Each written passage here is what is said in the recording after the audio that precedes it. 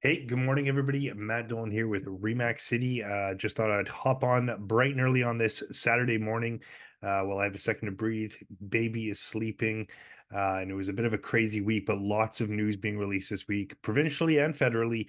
And as always, on a weekly basis, there's always lots of new policy changes and stuff coming out. So I thought I'd hop on and address some of the big news that came out this week on three particular subjects. Starting at the top of the list, we could talk about the new NDP 20% flippers tax that David Eby's government is proposing starting in January of 2025. Before we get into the actual details of why this matters, let's watch this quick clip from CBC and then we'll quickly talk about it. A house flipping tax is hitting BC next year. Better late than never. It's a 20% tax on the profits an investor would make on a flipped home within 2 years of buying it. But boy, it would have been great if we had had this 10, 15 years ago. House flipping is when you buy a property for the sole purpose of selling it for a higher price to make money.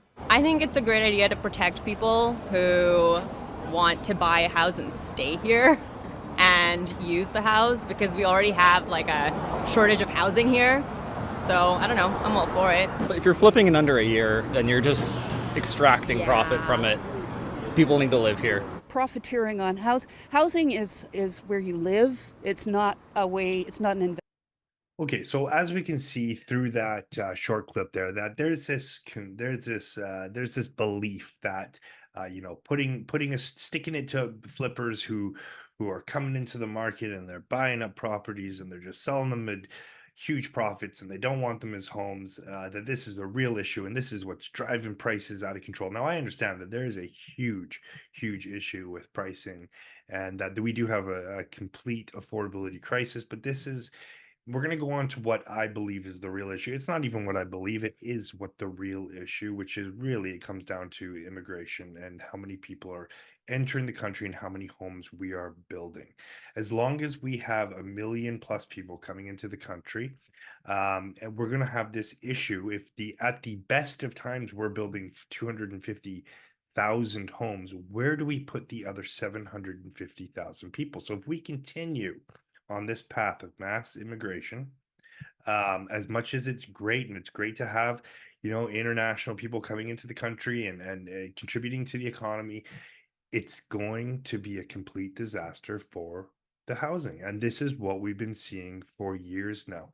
So the government has come out and we got an election coming up and NDP government, David Eby's NDP government's coming out and saying we're going to impose a 20% tax on home flippers. And of course, as you see in the video, you've got the general public going, this is perfect, this is great, this is gonna stop the housing crisis.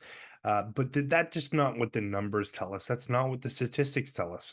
If we look up home sales over the last 2 years, so if I just take a broad picture of who's purchased and who has sold in the last 2 years, it makes up 4% of sales. 4%.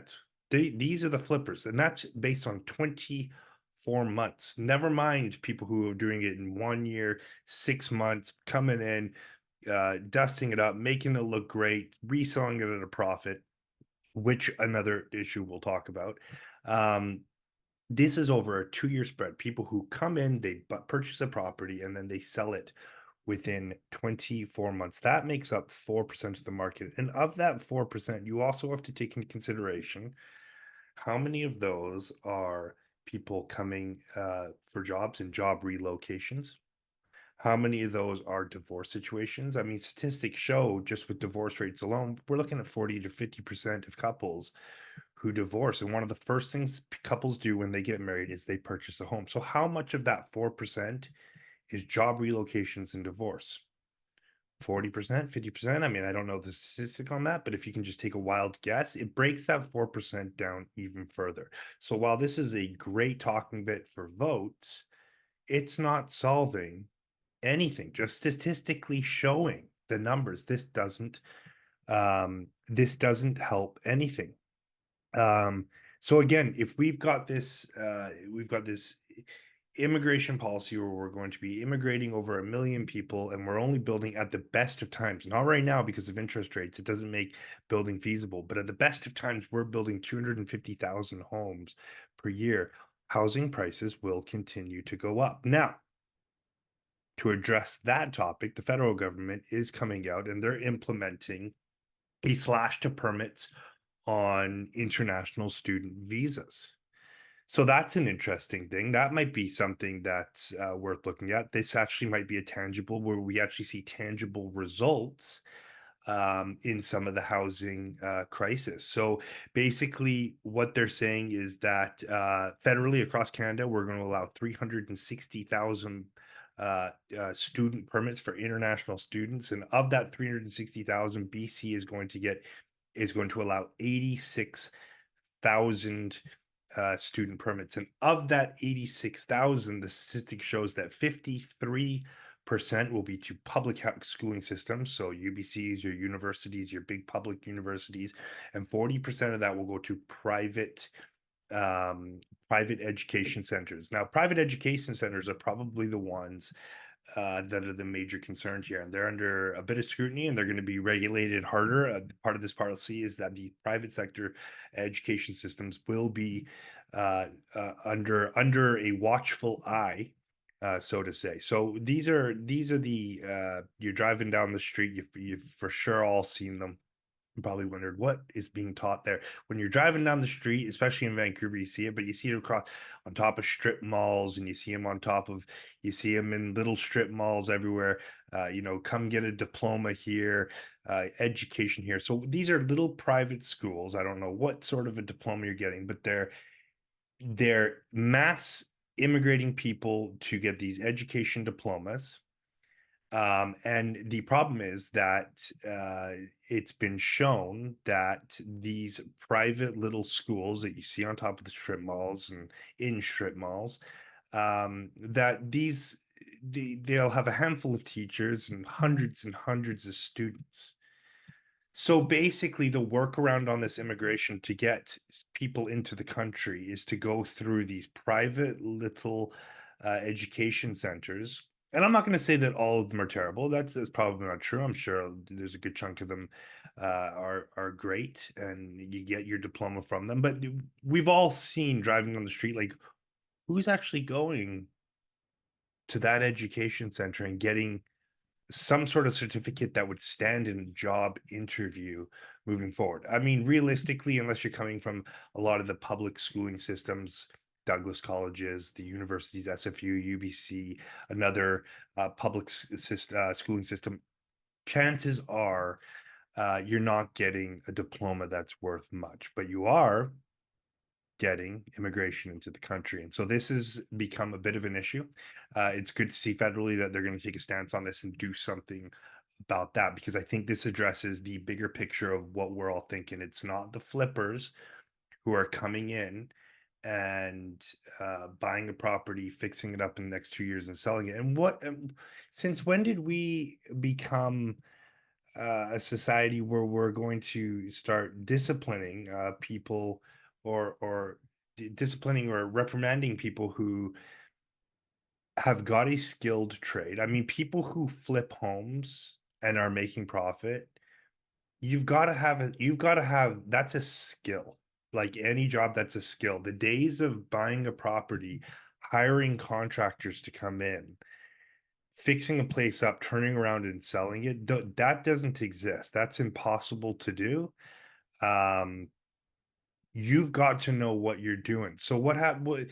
People like me who built my way up the ladder before I was a realtor for many years. You may or may not know this. I was buying, renovating, selling properties as an electrician. I was working in the oil sands on my days off. I was in town buying, renovating, selling places. They were all my principal residents at the time it was allowed. This wasn't easy work, though. I would come home from work and do more work than out in the oil fields with the guys out there. So putting your tool belt on, knowing exactly how to take it all apart, knowing exactly how to put it all back together, not borrowing money. The bank's not lending people money to build and put back together homes. So this is your own hard-earned money that you've earned.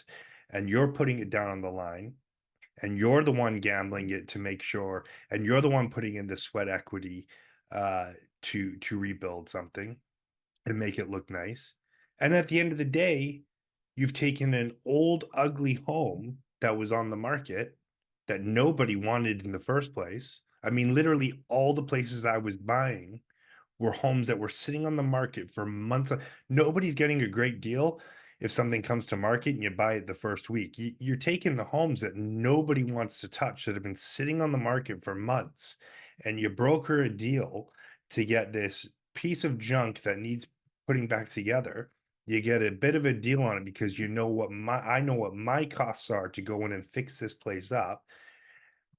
And so I've come in, we're talking about there's enough housing. I've come in, I put my sweat equity into it, and I've turned it into a beautiful place. And yeah, I sold it at a bit of a profit and I did make some money, but that's how society and hard work works. When you have to work for something and you make a profit, we don't reprimand people. That's work. And so to take it away from people, predominantly tradespeople who are not an issue, we're looking at the statistics. 4% of homes are bought and sold within 2 years. And we already know that probably 2% of those are due to divorce and job relocation. So we're talking about 2% of people that are probably tradespeople who are coming in, strapping their tool belts on, putting their hard-earned money into something, cash out of their pocket, taking a gamble on their talent to put something back together. And you've got CBC and BCTV News going on interviewing people, and everybody's going, this is great, this is fantastic, this is going to put an end to this is going to solve the housing affordability issue. This isn't going to solve anything. Another interesting fact is that the BC government saying that this will provide $44 million in extra revenue for the government, which is a drop in the bucket. But what it does do, the flip side to that, if you think about it, is it's going to put an end to the few people who are doing this. And so the people who are doing this, constantly buying and selling, you got to remember that they're also generating money by paying property transfer tax. Every single time you make a purchase, you have to pay property transfer tax, 1% on the first 200,000 and 2% on the remainder. So that generates quite a bit of money. So you're going to, while you might increase $44 million, you're going to decrease on property transfer taxes to the people who are doing this, the few people, the 2% who are doing this. So something to think about. I know that's just my opinion. Everybody has their own opinion on housing affordability and how to correct it. But if we just statistically look at the numbers, those are the figures. 4% over the last 2 years of people buying and then selling their home within 24 months. Good news, on the other hand, some good news that came out. They have upped the property transfer tax threshold for first-time home buyers. Now, this was long overdue. It was 500,000, up to 500,000, to pay property transfer taxes. Now, for those of you, if any of you are watching and you're not familiar with what property transfer tax is, so basically when you make a purchase of a home, you have to pay on the market value of that home, you have to pay to the government what's called a property transfer tax. It's 1% on the first 200,000 and 2% on the remainder. So it's quite a bit of money out of your pocket that you, on top of your down payment, and if you don't put 20% down, on top of your CMHC fee. So it's an extra fee in what's already an expensive process. So the BC government, or the government of Canada, came out many years ago and they said, we're going to make exemptions for first-time home buyers to help them get in the market. That's fantastic. 500,000. Now, when I bought my very first home down in the West End in 2011, it was about the same. I remember my property was, I think it was $425,000 I paid for it, right down in the West End, 2-bedroom, 2-bath condo. And so I was exempt from this property transfer tax. Fantastic. It was my first buy, renovate, was going to sell a year later or whatever it was. So that extra money was money that I could put into the sweat equity and fixing it up. So this has become an outdated policy. Obviously, the prices have completely increased since 2011, 2012. And so this 500,000, I mean, you can't buy anything for 500,000. So very often when I sit down with a first time home buyer, one of the first things they say is, what are the exemptions on like property transfer taxes? What are some of the first time home buyers policies that I can benefit from? And basically you have to say to everybody that unfortunately, and we can check what it is on the BC government website, but unfortunately the property transfer tax exemption just no longer applies to basically anything in the lower mainland unless you're buying like out in Chilliwack and it's a 1 or 2 bedroom condo for your first condo. So it's nice that they've increased this. They've increased it to 850,000. Of course, they're not going to give you the full exemption on the 850,000. They're only going to give you an exemption on the $500,000. And then there's a scale that they've created. Excuse me. If you go to the BC government website, you can go down and you can take a look at anything over 500,000 what you're paying. But it is an absolute positive for first time home buyers. It's going to keep extra money in your pockets. It's going to give you a better opportunity to get into the market. But as I say, the largest issue overall with this whole topic, and it seems like all topics all merge into the one common theme of housing affordability, and all the topics that I talk about, it all comes down to really housing affordability. And housing affordability is going to be very, very difficult and continue to get worse and worse and worse if we're not addressing the right issues, which is the simple math of 1 million plus people coming into the country for different reasons, whether it's good or not. I understand we need international, we need international, we need the international community to be coming into the country to promote things like growth of the country. But for the housing affordability, if we're only building 250,000 homes at best of times, when interest rates make sense for builders, how on earth are we going to ever get housing affordability under control? So that's it for me. That's it for this week. I don't know how long that was, but I hope you all have a fantastic Saturday. Of course, if any of you ever need help buying, selling a home, I'm always taking on more clients, doing interviews. I take a very blue collar approach. And I'm definitely not pushy. So if you just want to sit down, have a conversation, I always encourage people to interview different realtors, quiz them, see what they have to offer you. And I'm more than happy to sit down. I'd love to chat. So have a fantastic Saturday. Hope you, your families, and your friends enjoy. Take care for now. Bye.